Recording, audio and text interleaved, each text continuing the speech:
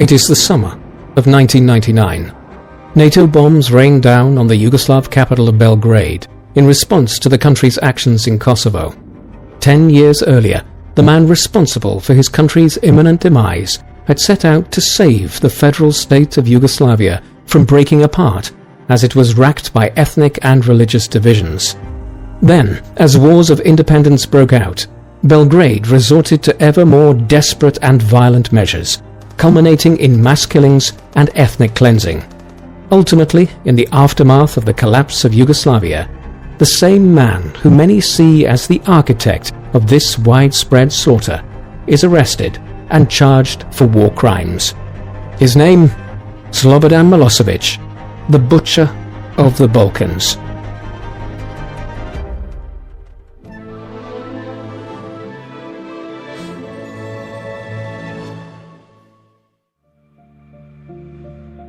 The man known to history as Slobodan Milosevic was born on the 20th of August 1941 in Požarevac, a city about an hour's drive east of the capital of Serbia, Belgrade, in what was then Yugoslavia. His father was Svetozar Milosevic, a musically gifted theologian and amateur poet of the Christian Orthodox Church from Montenegro, who was 6 feet tall with piercing blue eyes and brown hair. His mother was Stanislava Milosevic, a slim brown-eyed Montenegrin woman who worked for a time as a primary school teacher. In 1935, soon after the birth of their first child, Slobodan's older brother Borislav, the couple moved to eastern Serbia after Svetozar, who worked for the Yugoslav Education Ministry, was posted to Požarevac. In 1941, as Nazi German and Italian fascist forces advanced into Yugoslavia, they made the perilous journey back to Montenegro when Stanislava was 5 months pregnant with Slobodan. Weaving their way through war zones, eventually they arrived at Kosovska Mitrovica, a province of what is now northern Kosovo, where they were able to go no further because of intense fighting. Leaving his pregnant wife and young son behind, Svetozar pressed on further and entered Montenegro, where he found his mother and sister. 3 months later, they all returned to Požarevac, where the family spent the rest of the Second World War. Slobodan's first years were spent mired in a country where staunch resistance was being offered to Nazi rule. The communist partisans, led by future Yugoslav dictator Josip Broz Tito, recruited many fighters and informants from Požarevac, including Stanislava Milosevic, a fervent communist who hid fugitives in the family home and acted as a courier of secret messages. In 1944, when Slobodan was 3 years old, Tito's forces liberated Belgrade from the Nazis. Soon, Yugoslavia, a nation that had come into existence as a result of Serbia being amongst the victorious powers in the First World War, and which consisted of modern-day Serbia, Slovenia, Macedonia, Montenegro, Croatia, Bosnia and Herzegovina, and Kosovo, was being liberated and coming under communist rule, with Tito emerging as the country's new ruler. The new communist Yugoslavia, like the Kingdom of Yugoslavia that had predated it in the 1920s and 1930s, was dominated by Serbia and Serb Slavs, who ruled over a range of other ethnic groups such as the Croats, Slovenes, Bosniaks, and Kosovar Albanians. This was a complex political situation, made more so by the fact that some of the groups involved, such as the Bosniaks and Kosovans, had converted to Islam in large numbers between the 15th and 19th centuries under Ottoman Turkish rule. The Serb Slavs were able to rule over this disparate country in the post-war period by leaning on an alliance with the Croat Slavs and other groups that were ethnically, linguistically, and culturally akin to them within Yugoslavia, while the forceful rule of Tito provided strong leadership down to 1980. But soon the ethnic issues that were inherent in the Yugoslav state would cause problems. They would be central to Milosevic's later life. In 1947, as Yugoslavia was returning to some normality in the post-war era, Slobodan's parents divorced. Svetozar Milosevic returned to his beloved homeland of Montenegro. A deeply spiritual man, Slobodan's father simply could not tolerate living in the grey drabness of Požarevac, while Stanislava preferred to stay, as she welcomed Tito's communist rule. As a result, Slobodan was raised by his devoted mother. In the playground and in class, Milosevic, who was given the nickname Silky, was a weedy boy who didn't have many friends, avoided sports, and never got involved in confrontation. Instead, he devoted most of his energy to his studies, while in his spare time he wrote for the school magazine and diligently attended the meetings of his local communist youth organization. Like his mother, he was ambitious, his attitude only amplified by a general feeling shared by the first post-war generation in Yugoslavia that they were building an exciting new society based on the principles of communist equality. Beyond this, Slobodan was a man of few words, though as he grew up, it was clear that he was shrewd in terms of his ability to keep his own counsel and to watch events until he saw when an opportunity presented itself in a situation. In appearance, he was rather plain-looking and a little overweight, with a hairline that began receding from an early age. He would later be dubbed the Grey Blur by some of his rivals. However, as a communist apparatchik at heart, who preferred to operate in the shadows and pull strings from behind the scenes, his neutral features assisted him greatly in becoming the political chameleon he needed to be to succeed. Slobodan's childhood sweetheart was Mira Markovic, the daughter of two of the most prominent anti-Nazi partisans in Yugoslavia, Vera Miletic and Moma Markovic, the latter of whom had gone on to become one of the most important politicians in post-war Yugoslavia. Aged 16, Slobodan would first meet a crying Mira outside of the library after she had received a bad grade on her history exam. Eager to go inside to read her favorite play, Antigone by Sophocles, to cheer herself up, she would approach Slobodan in the street to ask for some spare change because her library card had run out. Seeing that she was upset, he comforted her, and from that moment on, the pair were so inseparable that they were given the nickname Romeo and Juliet too by people who knew them, while Mira dotingly referred to her sweetheart as Sloba. Bonding over their love of books and with a shared ambitious outlook, they were also drawn to each other over the pain of having an absent father. While Slobodan's had abandoned him for Montenegro, Mira's famous dad was too busy with the affairs of state or his second family to even acknowledge her. Raised mainly by her maternal grandparents, the only time she saw her father was during summer holidays, when the Yugoslav political elite assembled at Tito's favorite villa on the island of Brioni. An ardent communist like her parents, Mira was extremely possessive and protective of her husband, though she was viewed by many as a manipulative woman who whispered in Milosevic's ear, earning her the nickname the Red Witch of Belgrade. With Milosevic, she had a son, Marko Milosevic, a corrupt individual who would later take advantage of his father's reputation to start a shady business empire with connections to the criminal underworld. They also had a slightly wayward daughter, Maria Milosevic, who, as a teenager, would marry a Yugoslav diplomat and move to Tokyo against her parents' wishes, going on to later marry one of her father's protégés. There was a transactional element to Slobodan and Mira's relationship. His attachment to her would, in time, open up a direct line to the top echelons of power in Yugoslavia. This would begin to bear fruit in January 1959, when, at aged 17, he was inaugurated as a full member of the League of Communists of Yugoslavia, the ruling party in Tito's communist state. After graduating from high school, Milosevic studied law at the University of Belgrade and, not wishing to share a room with 3 or 4 others, used his party connections to get himself a single room.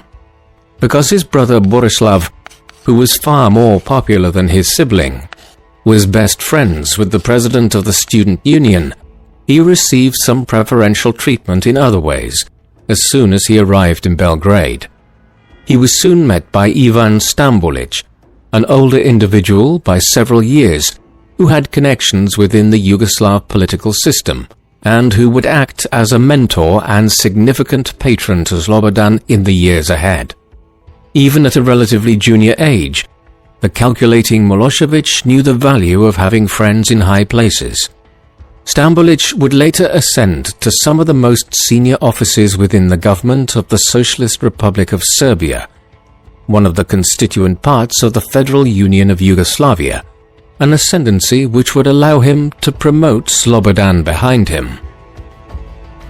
Slobodan's relationship with Stambolic would pay off as early as the spring of 1961, when Ivan recommended him to be appointed as the secretary of the Communist Party's chapter within the law faculty at the University of Belgrade.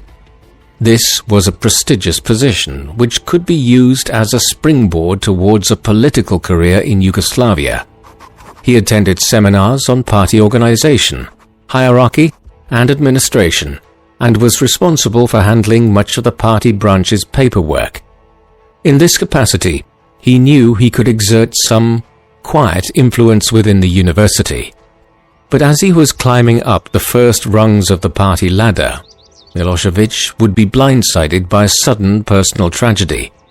Back in Montenegro, his father, Svetozar, had grown gradually more depressed as he realized there was no place for him in the new a-religious communist society of post-war Yugoslavia, one which viewed the Orthodox Church as an unwelcome relic of the past. Isolated and alone, he ended his life with a single pistol shot in 1962. His son, who had only visited his father once in Montenegro, and who was not very close to him or any of his Montenegrin family for that matter, chose to continue his studies in Belgrade rather than attending the funeral. Still, the event and his rather broken upbringing must have impacted on him to some extent psychologically. It did not help that his maternal uncle, his mother's brother, Milosevic, a former commander in the Yugoslav People's Army, also took his own life a year later in 1963. In 1964, Milosevic graduated from university. Thereafter, like every young Yugoslav male at that time, he completed a compulsory year of military service, after which, with Ivan Stambolic acting as best man at the ceremony, he married his beloved Mira in 1965 after many years of courtship. She gave birth to their first child, Maria, later that year. The family moved to a small one-bedroom apartment in New Belgrade. There, Slobodan took up employment at the Belgrade municipal government, while Mira acquired a doctorate in sociology from the University of Niš in southern Serbia.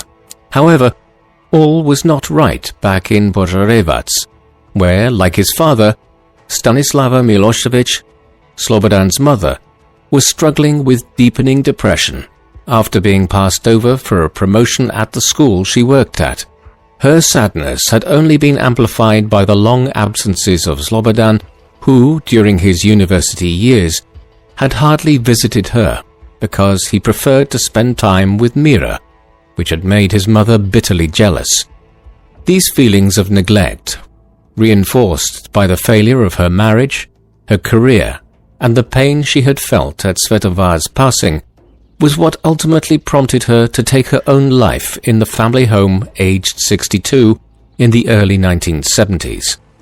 The untimely death of Stanislava, who had always looked after and provided for him, was one of the few documented occasions when Slobodan expressed genuine emotion. According to Mira's half-sister, he blamed himself for her passing, and he was genuinely remorseful that he hadn't seen her more frequently.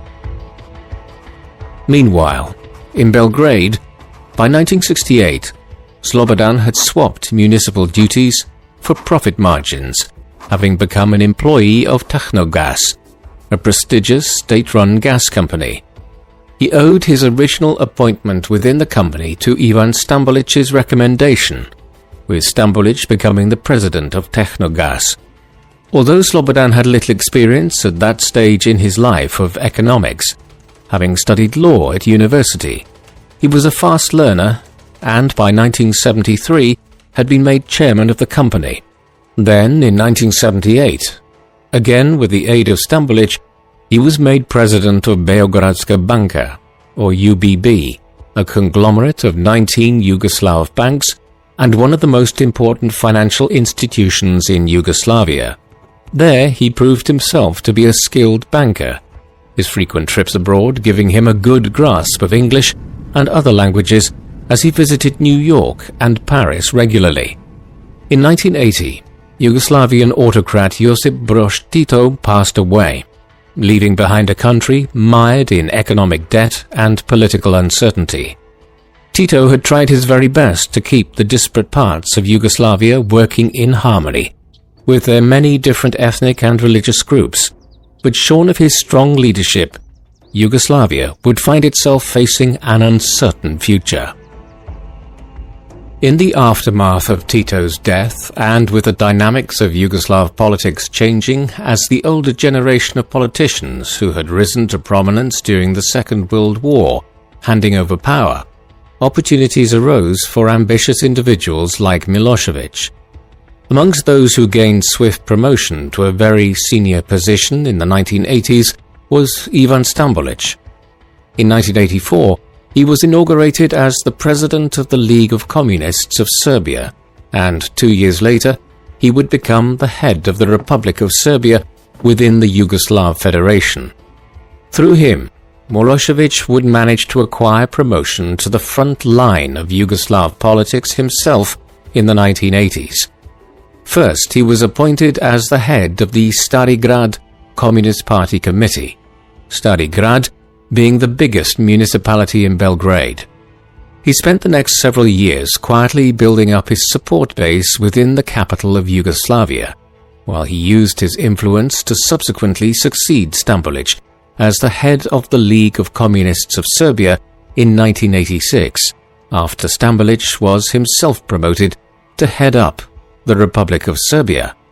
This made Milosevic one of the most powerful political figures in Serbia and a rising star within the wider Yugoslav state. He only turned 45 a few months into his new position, but his future prospects looked bright. Upon his succession as president of the League of Communists of Serbia, Milosevic ended his other commitments in banking and pursued political power thereafter. His appointment had ruffled the feathers of the old guard of the communist establishment, many of whom were perturbed by the fact that Milosevic had spent so much time in years gone by in New York and Paris, associating with capitalist bankers. Some even suspected him of being a foreign agent of some kind, though there is no real evidence to support this. Nevertheless, Milosevic would have to prove his communist credentials to win his detractors over. To do so, he launched a crackdown on liberals and dissidents as his first major directive.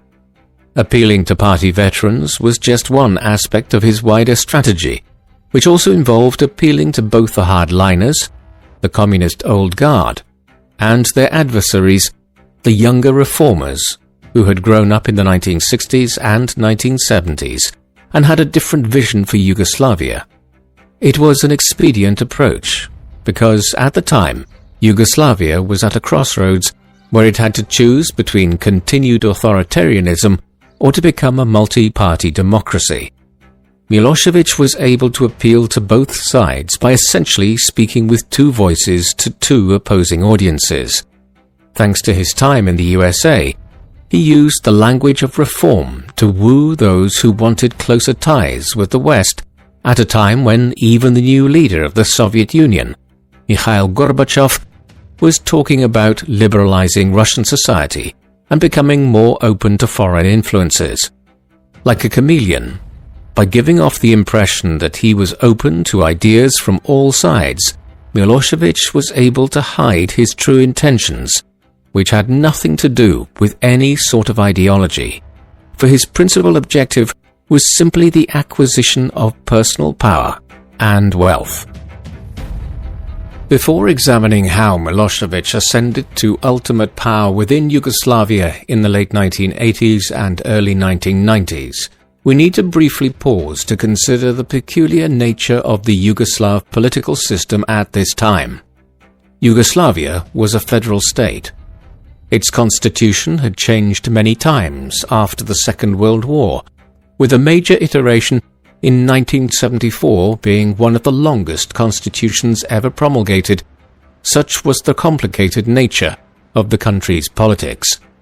This federal system meant that a federal government presided over Yugoslavia from Belgrade, but the country was divided up into individual republics, such as the Socialist Republic of Serbia, the Socialist Republic of Croatia, the Socialist Republic of Bosnia and Herzegovina, and so forth. Each of these socialist republics then had its own president and legislature, with the president of Yugoslavia acting as an overseer of a sort of college of presidents. Until 1980, Tito had held this system together through strong leadership, but the Yugoslav constitution had even included provisions for the system to change once Tito died. From 1980 onwards, it became increasingly difficult for the Serbs, who dominated the federal administration in Belgrade, to impose their wishes on the ethnic minorities like the Croats, Slovenes, Muslim Bosniaks, and Kosovar Albanians, elsewhere in the federation. Milosevic would ascend to power by appealing to Serb nationalism at a time when the Croats, Slovenes, Bosniaks, and others were leaning towards full independence from the Yugoslav Federation.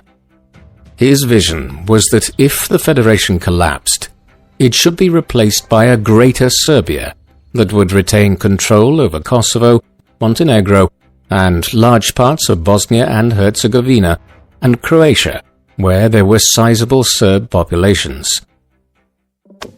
These matters came to the fore of Yugoslav politics in 1986, when the details of a report compiled on the political issues facing the Federation were leaked to the public. This is known as the Sanu Memorandum, meaning Memorandum of the Serbian Academy of Sciences and Arts.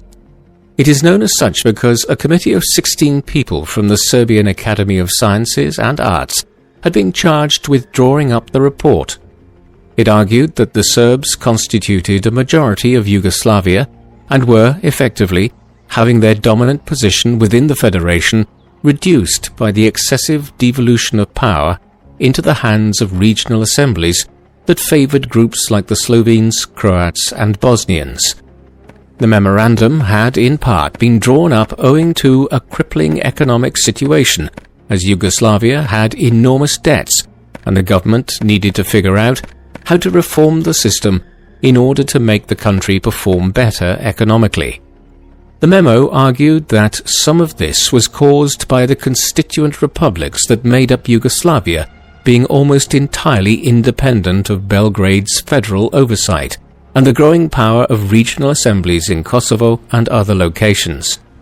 It did not help matters that some of the wealthier parts of Yugoslavia were Slovenia and Croatia, a factor which was leading to growing movements for regional autonomy there.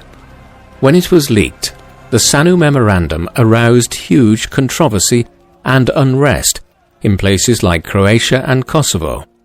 Milosevic would soon come out in broad support of many of its findings and the wider cause of Serb nationalism. In 1987, Milosevic was ordered by Stambolic to go to Kosovo to diffuse tensions that were building up there between the Albanian Kosovar majority and the Serb minority, Yet, during a speech, he expressed sympathy for the plight of the Serbian minority within the region, declaring that the Central Communist Committee of Serbia could do more to address their concerns.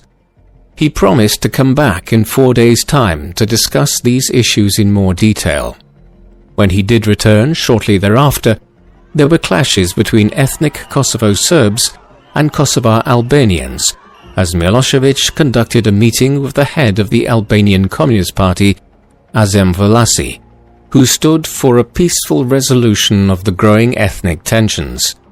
The situation soon got out of hand as a Serbian protest developed and stones were thrown, prompting Milosevic to go outside and attempt to calm things down. As a man who was more used to inter-party squabbles than physical violence, he emerged looking visibly shaken, for the Serbians were not only protesting against the Kosovars, but also the organization he led, the Serbian Communist Party. Surveying the stirred-up crowd, he heard an old Serbian man shouting that the Albanian Kosovars were beating them up, to which he responded with words that have since become immortalized: "No one will ever dare beat you again." This was perceived at the time as a kind of battle cry for the cause of Serb nationalism, which Milosevic was clearly now identifying himself as a leader of. Milosevic's goal in presenting himself as a hardline Serb nationalist was clear. He was now trying to galvanize public support for him in order to outflank his old patron Stambolic and become leader of Yugoslavia. Stambolic was furious with his actions in Kosovo and censured him for it after he returned to Belgrade. The division between the two men became more apparent by mid-June 1987, when, during a meeting with his associates to discuss the Kosovo question, Slobodan revealed his desire to make Serbia a unified republic by joining it together with Kosovo and another breakaway state, Vojvodina. In doing so, he was creating a clear division between himself and Stambolic, who wanted to resolve the Kosovo question with peaceful dialogue, while on the other side, Milosevic and the Serbian nationalists wanted aggressive and decisive action on the issue to establish greater Serbian dominance over Kosovo. Tensions between the two factions came to a head at the televised 8th session of the Serbian Communist Party, held on the 22nd of September 1987, during which Milosevic attempted to destroy the credibility of Stambolic by humiliating his right-hand man, Dragisa Pavlovic, in front of millions of viewers. As soon as the session commenced, Milosevic went on the offensive by accusing him of trying to rip apart the unity of Yugoslavia, a rather absurd claim given that Pavlovic was attempting to resolve the impasse through diplomacy. A vote was called, and the president's key ally was expelled from the Serbian Communist Party. The whole incident clearly signaled a break between Milosevic and Stambolic as well. In the aftermath of this triumph, Milosevic consolidated his ascendancy by initiating a purge of thousands of officials and replacing them with loyalists, using his position as head of Serbia within the Yugoslav Union to do so. The nationalist cause was galvanized through televised propaganda, proclaiming the Serb people to be victims of Albanian Kosovars, Croatians, Ottoman Turks, and anyone else perceived to have done them wrong over centuries of history. In October 1988, Milosevic would commence his campaign of national reunification by bullying the leadership of Vojvodina, an autonomous province in northern Serbia that was home to a multi-ethnic mosaic of Hungarians, Czechs, Slovaks, Bosnians, Croats and Serbs, by sending an angry mob of 15,000 Serb nationalists to the government building there to demand the resignation of their provincial leadership, who duly obliged in the first of what has since become labelled as anti-bureaucratic revolutions. This was a new and dangerous type of uprising sponsored by Milosevic and often organized in conjunction with the Serbian Secret Service, or SBD, that used mob violence to achieve its aims so it could claim that the, quote, will of the people was being carried out. 3 months after these actions in Vojvodina, Montenegro, the residents of which were very culturally and ethnically close to those of Serbia, was the next region to submit. And then, in November 1988, the entire Kosovan government was reorganized to install Milosevic's supporters. Not everyone, though, was willing to give up their independence, such as a group of Kosovan miners who, in protest, barricaded themselves in the mines they worked at and warned that they would blow themselves up if the Kosovan government wasn't reinstated. It was an indication of the conflict to come across Yugoslavia. As bands of hyper-aggressive Serbian nationalists roamed the streets of many major cities, Raif Dizdarevic found himself under pressure. Within the complicated constitutional structure of Yugoslavia, Dizdarevic served as the president of the presidency, meaning he was the head of the College of Presidents who presided over the individual republics that made up the Federal Union. He eventually capitulated to the demands of the Serb nationalists, whom Milosevic was now the unequivocal leader of in Belgrade. This included stripping Kosovo and Vojvodina of their remaining powers of self-determination and centralizing control over them in Belgrade. This set a dangerous precedent, one which suggested that Serbia could coerce the branches of the federal Yugoslav government into centralizing ever greater amounts of power in the hands of the Serbs in Belgrade. It was followed 3 months later, on the 28th of June 1989, by a political rally in a muddy field in Gazimestan in Kosovo, where thousands of Serbian warriors, led by Prince Lazar, had once made a valiant last stand against the Ottoman Turks 600 years previously in 1389. At this, Milosevic delivered a fiery speech extolling the virtues of Serb nationalism and history. This completed his metamorphosis into a nationalist figurehead. It also marked a decisive crossroads in Yugoslav politics. Instead of trying to preserve the Federal Union, the Serbs were now trying to create a Serb-dominated state in which Croats, Bosniaks, Kosovar Albanians, and others would be ruled over by a Serb government in Belgrade.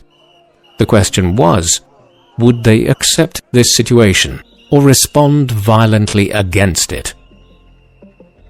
This period witnessed the full ascent of Milosevic to power.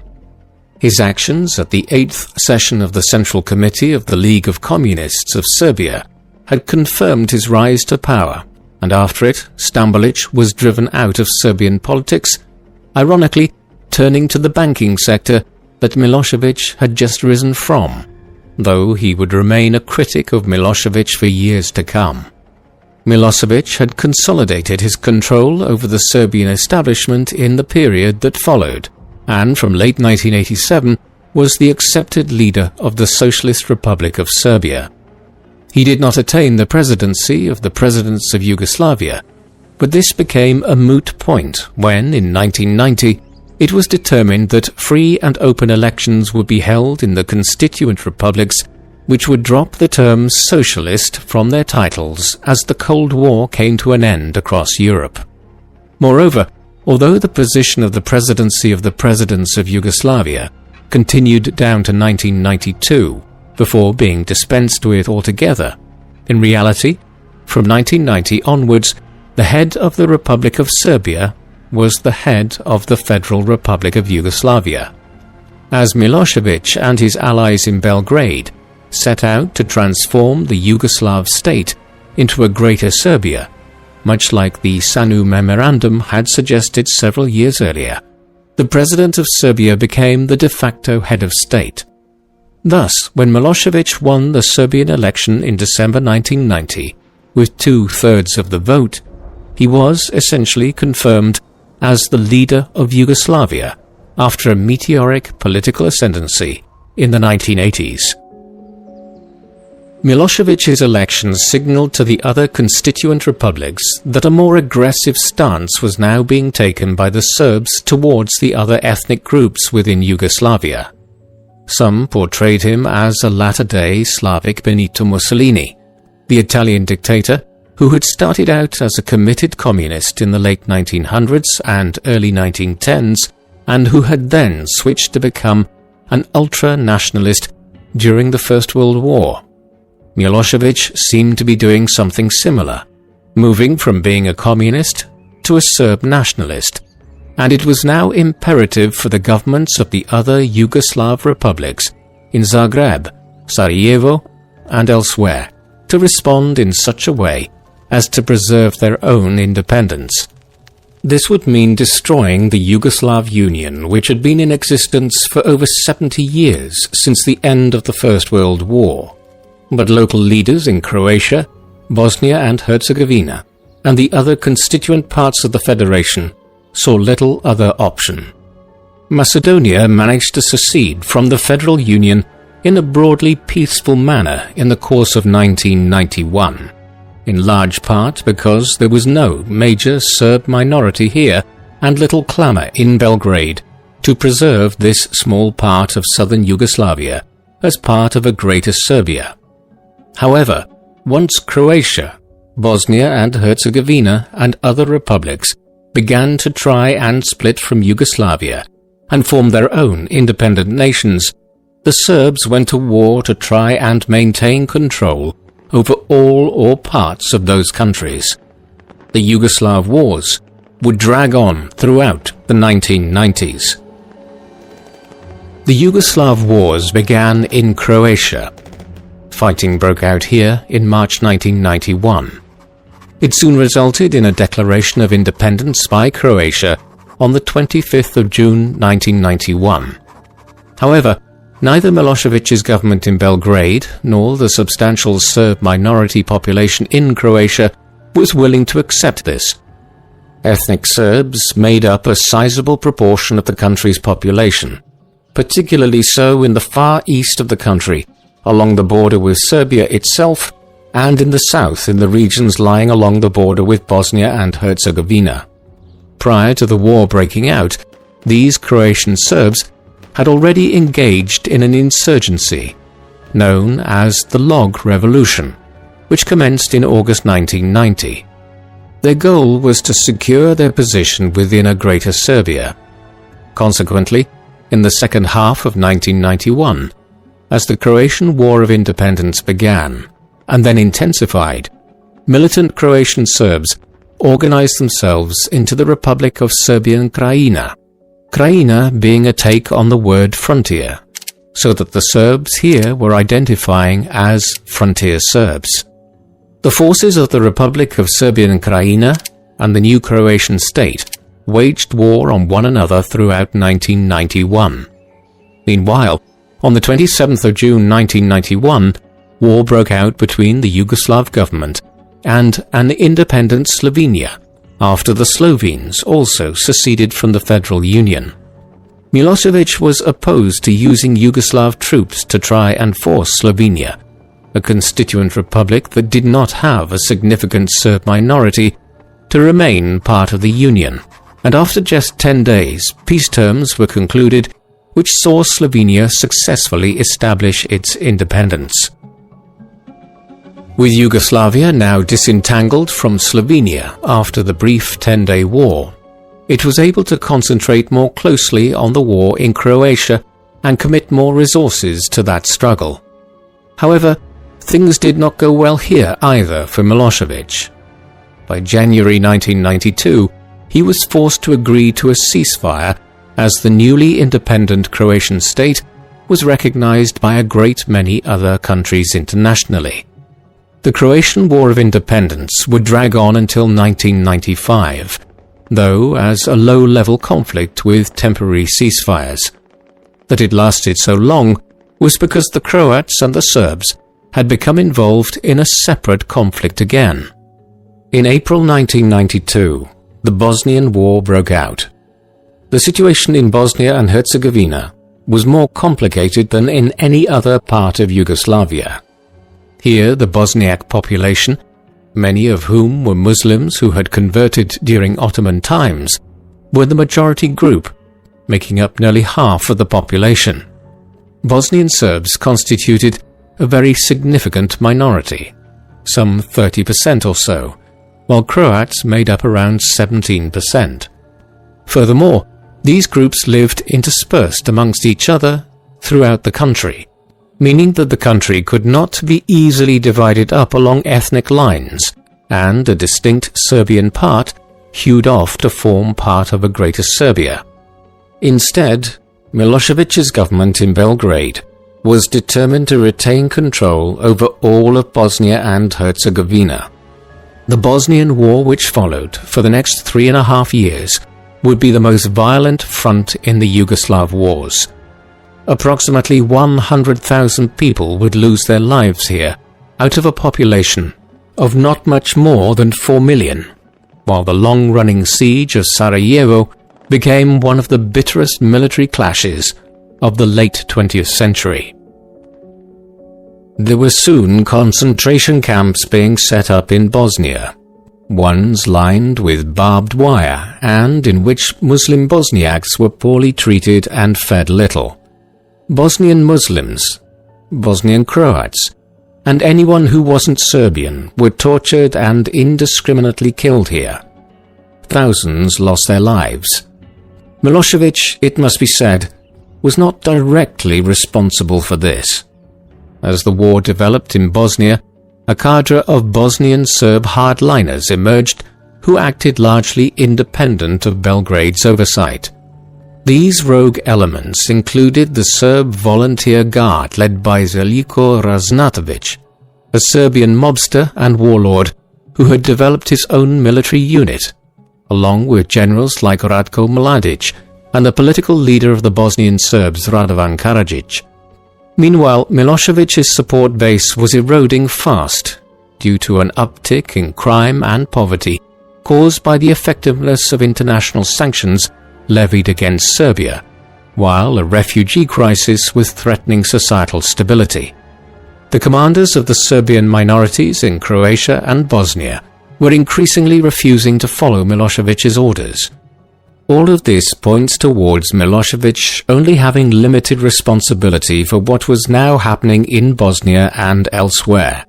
But in ramping up the rhetoric of Serb nationalism since the mid-1980s and emboldening Serb nationalists in Bosnia and other parts of Yugoslavia, Milosevic bears at least some of the blame for the events that were unfolding.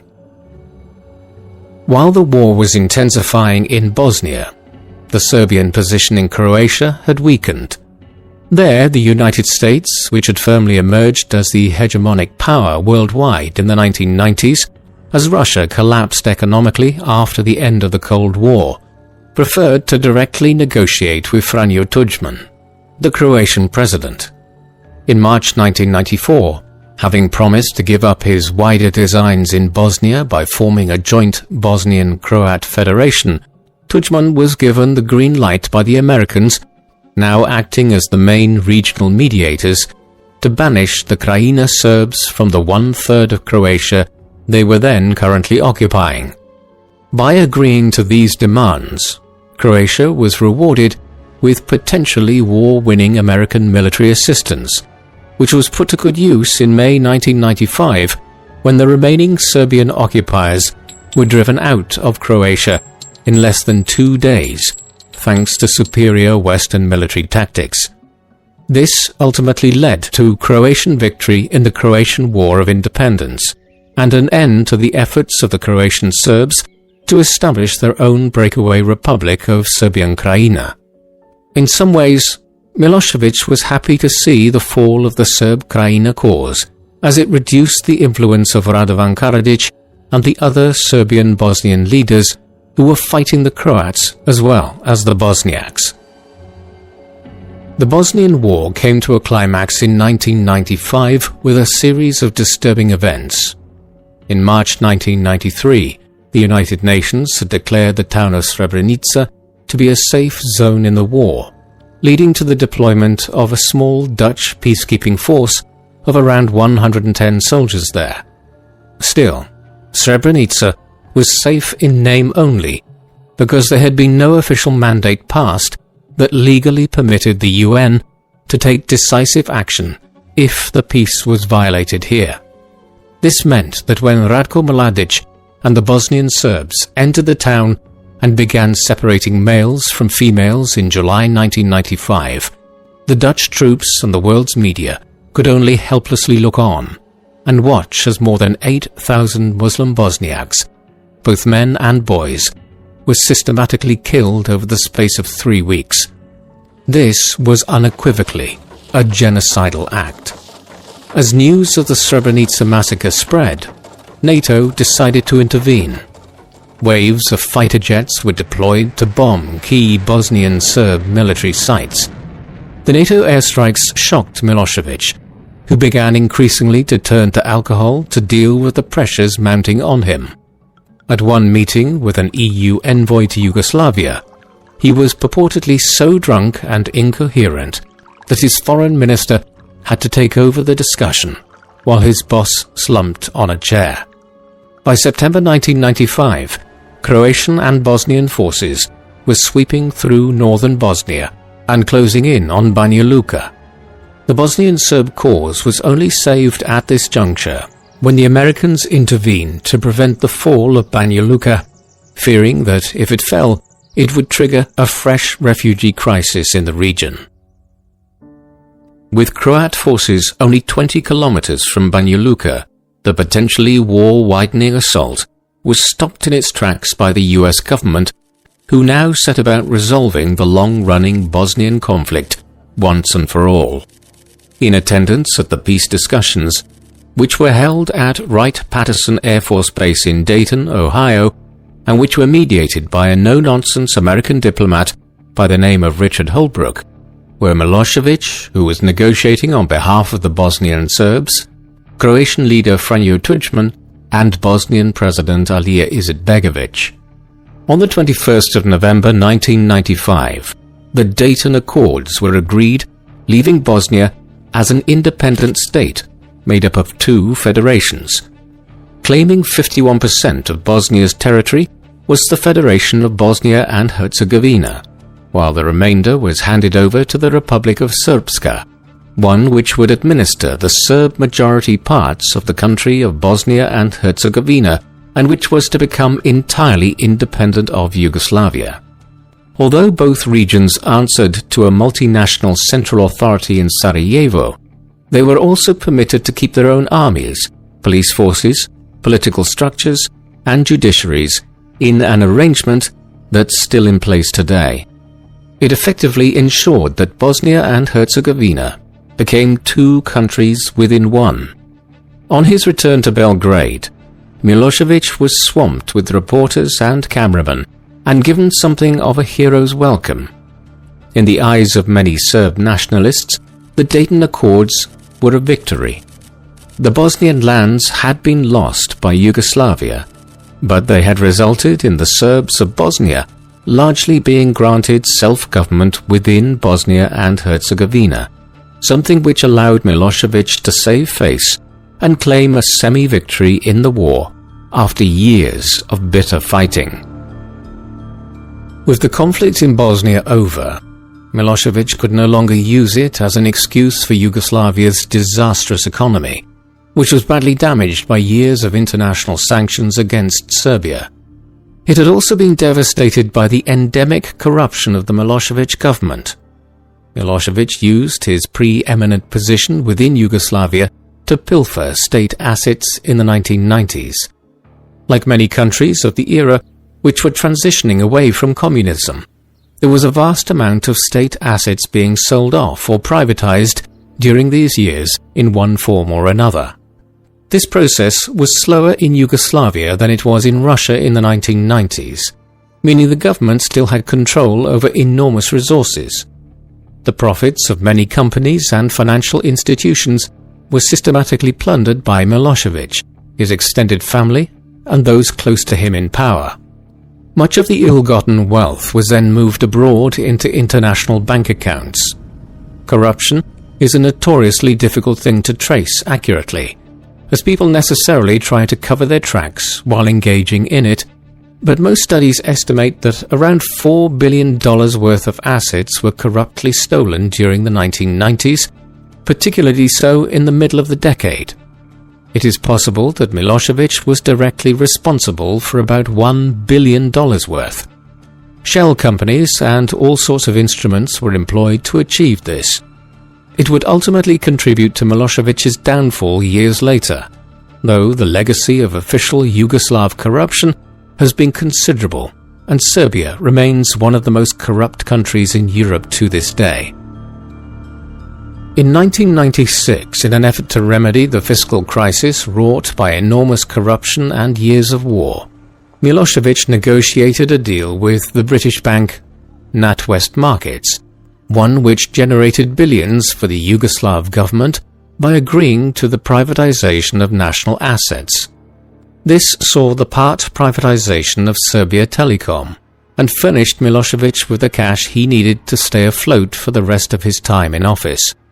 It was a clear statement that communism had firmly come to an end in Yugoslavia as well, despite the fact that Milosevic and the ruling elite had all risen through the ranks of Yugoslav politics as communist officials. Despite this privatization campaign, the Milosevic's continued to try and present themselves as adherents of the old system.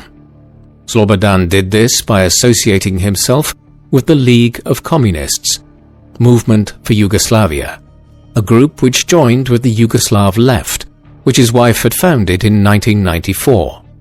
In November 1996, Milosevic sent this message to his new rivals, a united opposition group called Zajedno, by blatantly tampering with election results that had seen them win in over a dozen localities, including Belgrade, leading to the eruption of massive street protests which were characterized as being pro-fascist, so they could be violently suppressed. Watching from across the Atlantic, the Americans saw that Milosevic was now turning Serbs against Serbs in order to continue to cling to power, and so they imposed a new round of targeted sanctions, including the freezing of overseas assets and the refusal to issue travel visas for Western countries against key figures in the regime. The end of the war in Bosnia was not the end of the Yugoslav wars. Tensions had been escalating in the 1990s, in the region where Milosevic had deployed much of his nationalist rhetoric for the first time back in the mid-1980s, Kosovo. This small mountainous enclave in the south of Yugoslavia was dominated by Kosovar Albanians, but there remained a sizable Serb minority here, particularly in the northern Mitrovica region. In 1995, the Kosovo Liberation Army, or KLA, had started a low-level guerrilla war to achieve independence from Belgrade. This intensified and turned into a full-scale insurgency war in 1996 and 1997, with the KLA receiving extensive aid from its western neighbor, Albania, with whom the Kosovars were ethnically aligned. By 1998, the escalating conflict had become an international issue, and the US pressed Milosevic to find a more diplomatic solution to the Kosovo crisis than what had occurred in Bosnia between 1992 and 1995. On this occasion, Milosevic refused to cave to American pressure and instead ordered a significant troop surge in late 1998 and in the first months of 1999 to try and crush the KLA's insurgency war and bring Kosovo back under firm Serb government. At this stage in his tenure as head of the Rump Yugoslav Federation, he was trying to galvanize support for his ailing leadership by putting on a strong front in Kosovo, having already lost wars against Slovenia, Croatia, and the Bosnians. Matters came to a head from the summer of 1998 onwards, when it became clear that the administration of President Bill Clinton in Washington was not willing to allow Milosevic and his government to have a free hand in Kosovo. Clinton and the US Secretary of State Madeleine Albright would not commit to a direct intervention by placing US troops on the ground in the Balkans, but they did begin planning for an intervention of some kind. Thus, when Milosevic ordered an intensification of the suppression campaign in Kosovo, triggering a mass refugee crisis in the spring of 1999, the US-led military alliance NATO sanctioned a bombing campaign of Yugoslavia. Between late March and early June 1999, the US Air Force bombed Belgrade and other cities in Yugoslavia. This had the desired effect. Ultimately, Milosevic was forced to back down and agreed to the Kumanova Agreement on the 9th of June 1999. Through this, a NATO-led peacekeeping force, known as the Kosovo Force, was deployed to Kosovo to administer it independent of Yugoslavia, though it still remained part of Yugoslavia legally, while the war came to an end as Milosevic fully withdrew his forces. With this, the Yugoslav wars were virtually at an end. Some minor insurgency clashes in 2000 and 2001 aside. The period of the Kosovo War in 1998 and 1999 saw growing opposition to Milosevic's rule within Serbia itself. For years, his approach to ruling Yugoslavia had centered on stoking Serb nationalism and appearing as a defender of Serbian interests as Yugoslavia fragmented in the post-Cold War era. This had helped him to achieve power in the late 1980s and early 1990s and adopt a more authoritarian approach to government, but ultimately it proved to his detriment as he lost successive wars and proved unable to defend those same Serbian interests he had lionized. 1996 and 1997 saw wide peaceful protests in Belgrade and elsewhere against perceived electoral fraud. This escalated into more violent clashes between police and protesters in 1998 and 1999, particularly so as revelations about Serb actions in Bosnia and Kosovo grew. Matters started to come to a head as the issue of Milosevic being elected for a third term in 2001 loomed. In January 2000, months after the NATO bombing campaign, the opposition groups united to form Democratic Opposition of Serbia, an umbrella organization determined to oust Milosevic from power. Yet it was clear the ruthless authoritarian was not going to go quietly. When it emerged that his old mentor Ivan Stambolic, who had become a staunch critic of Slobodan in the 1990s, was potentially going to return to frontline national politics and run against him in the forthcoming elections, Milosevic had Stambolic kidnapped and killed in a special operatives mission in August 2000. Milosevic facilitated his own demise, not just through his actions throughout the 1990s, but in terms of how he managed his efforts to cling to power.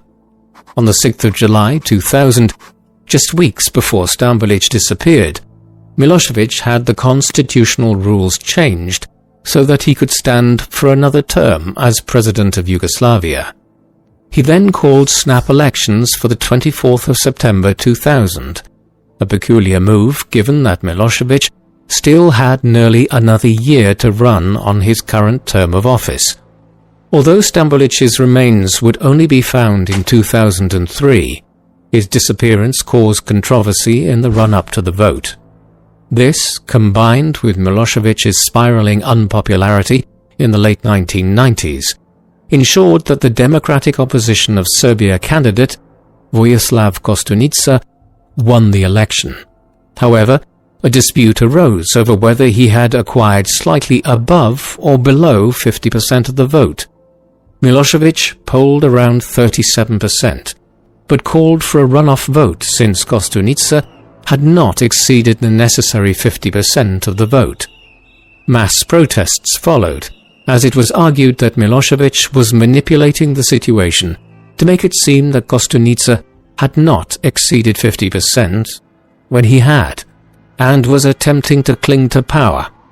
As the protests spread in Belgrade and other cities and towns, the president then argued that he would hand over power, but intended to serve out his term after all until the summer of 2001.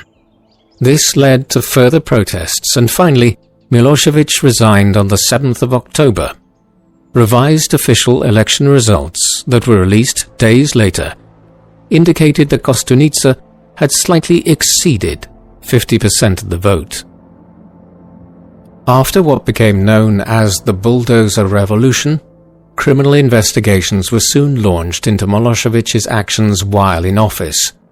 He was arrested on the 1st of April 2001 and charged with corruption, though the allegations raised against him related to just a sliver of the amount of money he had stolen while in office. More serious were the international charges he was facing, having been indicted for crimes against humanity and complicity in genocide in 1999. US pressure led to Milosevic's extradition to the Netherlands within weeks, and he was soon placed on trial before the International Criminal Tribunal for the former Yugoslavia at The Hague.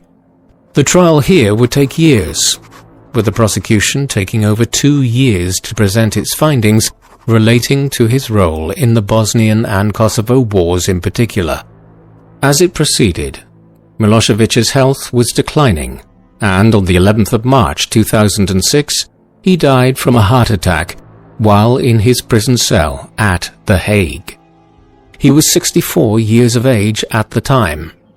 He was subsequently found guilty of having engaged in policies which amounted to ethnic cleansing in Bosnia and in Kosovo by population transfers and attempting to force Bosniaks, Kosovar Albanians and Bosnian Croats off their lands. He was exonerated, though, of the more serious crime of complicity in the mass murder and attempted genocide of the Bosniak people, with the tribunal concluding that actions such as the Srebrenica massacre had been carried out independently by hardliners such as Karadzic and Mladic in Bosnia. Milosevic's time in power was the death knell of Yugoslavia. In 2003, in light of its reduced size and status, the state became known as Serbia and Montenegro. Then, in 2006, Montenegro broke away peacefully to form its own country. Although the end of the Kosovo War had not specifically provided for an independent Kosovo, it was autonomous through the 2000s and unilaterally declared its independence in 2008. The Serbian state today only controls about 35% of the land which Yugoslavia did at its height.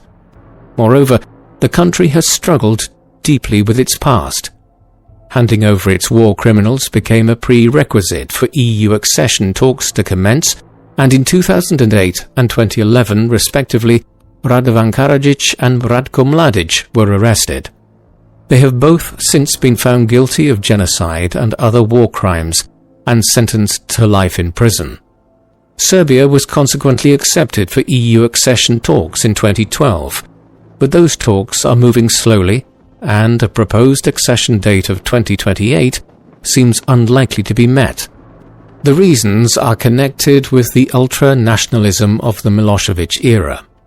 The country has failed to fully confront its recent past, and is also one of the few countries in Europe which has retained close ties with Russia following the expansion of the Ukraine war in 2022. Serbia continues to operate flights to Russian cities, for instance.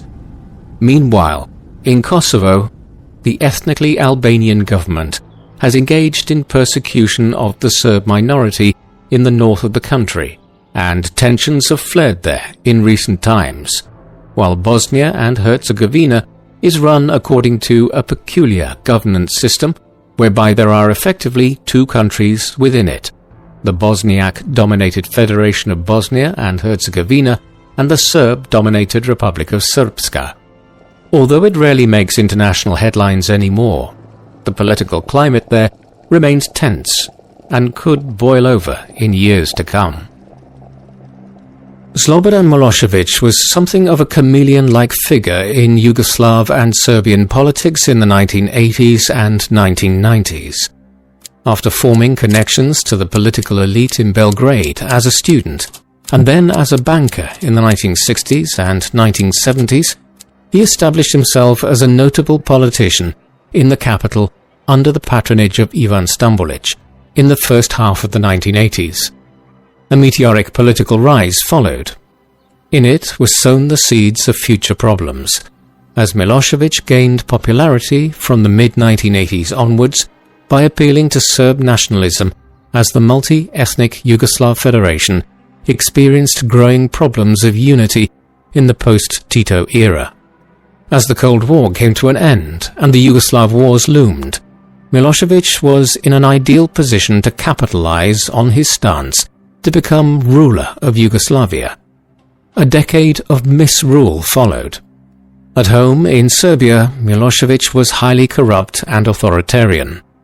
Further afield, he engaged in war after war to try and keep Yugoslavia intact.